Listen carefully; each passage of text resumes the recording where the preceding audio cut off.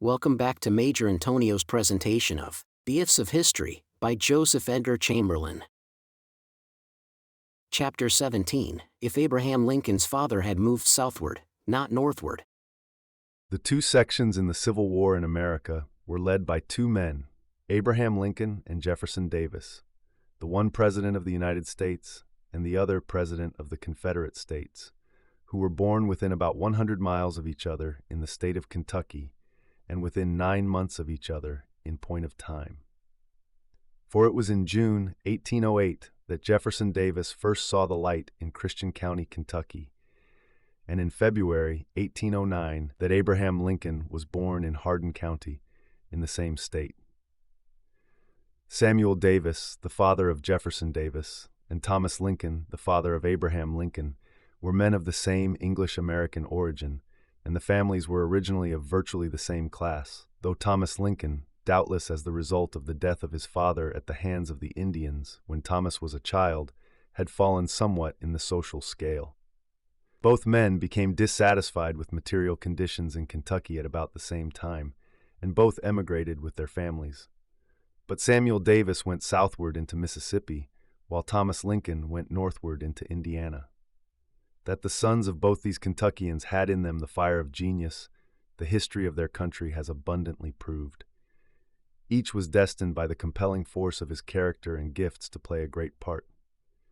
Like all other men, each was molded by his environment.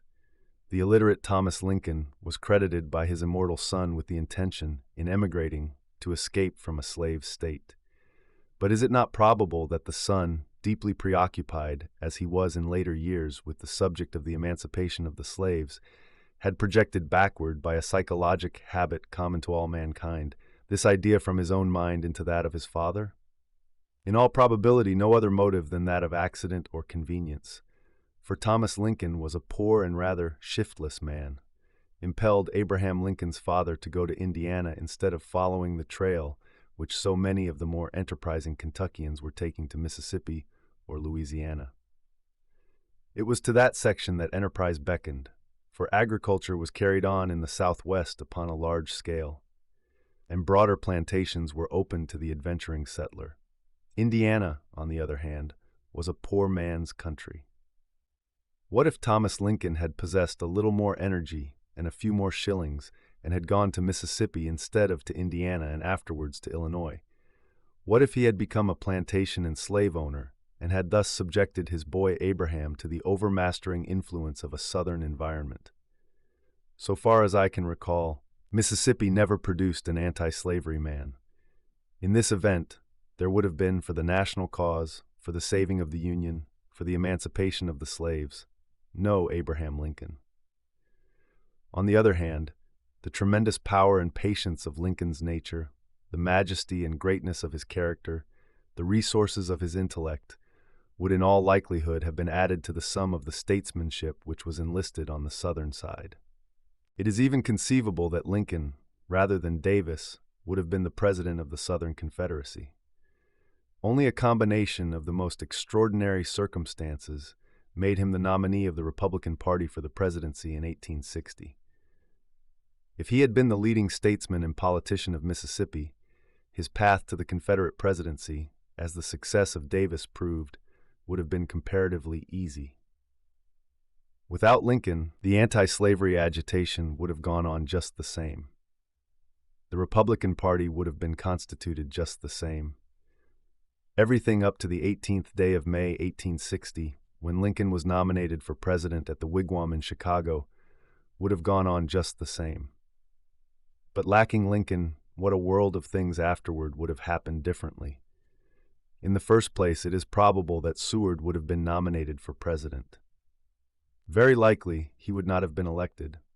And as it was Lincoln who smoked out Douglas, it is probable that Douglas would have prevailed over all other Democratic candidates and been nominated at Charleston and elected president, in which case there would have been no secession, and very likely no war, either at that time or later.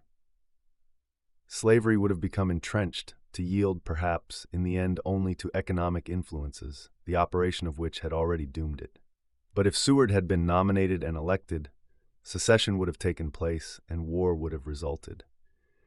The sort of leader that the Union would have had in Seward may be inferred with perfect certainty from the famous, or rather infamous, proposition entitled "Some Thoughts for the President's Consideration," which Seward solemnly laid before Lincoln less than a month after his inauguration.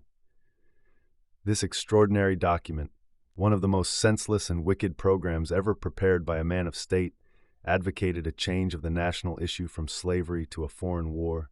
It advised that war be at once declared against France and Spain, and explanations demanded from Great Britain and Russia. In order that this brilliant program might be carried out successfully, Seward suggested that he himself be made dictator. This scheme, I repeat, illustrated the sort of alternative material that we should have had, lacking Lincoln. Chase, indeed, who was also a leading candidate for the presidency, would have been wiser. But in no position that he ever held after 1860 did Chase bring forth any of the fruits of genius. Cameron of Pennsylvania was a greater man, but did not command general support. Neither did Edward Bates of Missouri, also a Western candidate for the presidency. The great soldiers who finally triumphed in the field as the instruments of Lincoln's policy and fought their way to victory for the Union, Grant, Sherman, Thomas, Meade, Sheridan, would have been ranged on the northern side just the same, whether Lincoln or another had been at the head of affairs. But it is doubtful whether another president would have found them out. Lincoln made his own grave mistakes regarding men, but he put forward no general because that general was his man. He observed and waited. A man of the people himself, grandly simple, he somehow nosed out the men of the same type. All the generals who proved great were his discoveries. The structure of Lincoln's achievements was not, however, the result of negative circumstances. It did not rise because things were not just so and so. It was a positive thing, the result of the active operations of a powerful genius, which the people recognized before the politicians and the writers did. In the people's mind, the war was Old Abe's war. It was Old Abe who stood at the helm. Congress did not know it, but it was really working Lincoln's will. The cabinet did not always know it, but it was Lincoln who really had his way. He kept his own counsel. He carried out his plans. The people were right. It was Old Abe who was doing things. And without him, the most important things would have gone undone. He was an original creation, as Lowell said, a new birth of our new soil, the first American. Nature, for him, threw aside her old world molds, and choosing sweet clay from the breast of the unexhausted West, with stuff untainted shaped a hero new, wise, steadfast in the strength of God, and true. Yet what could be clearer than that Abraham Lincoln, who by birth and inheritance was of the South, not the West, might have turned his strength to the support of quite a different cause if the accident of fate had sent him southward, not northward, in his childhood?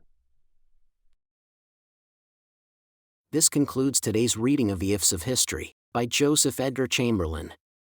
Join us also next Sunday for the subsequent part.